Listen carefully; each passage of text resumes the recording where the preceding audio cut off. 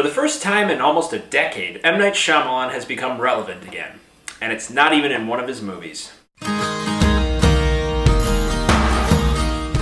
How's it going, everybody? Welcome to the Film Review, episode number 65, and the film I'm going to be reviewing for you guys today is Jeff Who Lives at Home.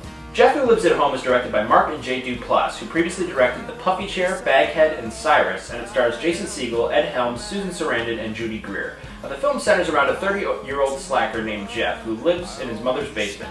He believes from the movie Signs that everything in the universe happens for a reason. So when his mother asks him to go out and find glue to fix a shutter, he runs into his brother Pat, who's dealing with some issues of his own, and the rest of the film involves their journey together.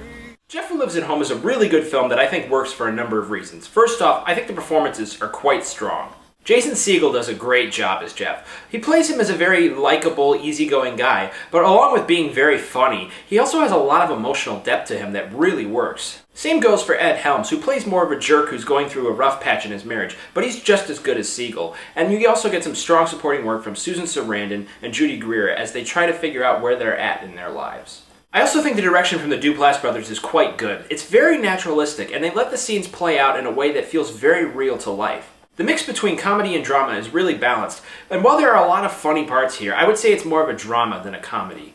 Also, the ending of this film is really strong, and it brings together all the converging storylines in a really beautiful way.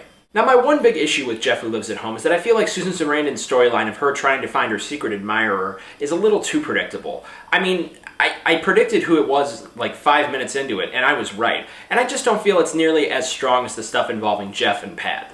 Ultimately, I'm going to give Jeff Who Lives at Home a B+. I think the Duplass brothers have turned out another solid dramedy that works mainly because of the strong performances, so I'd say it's worth a look.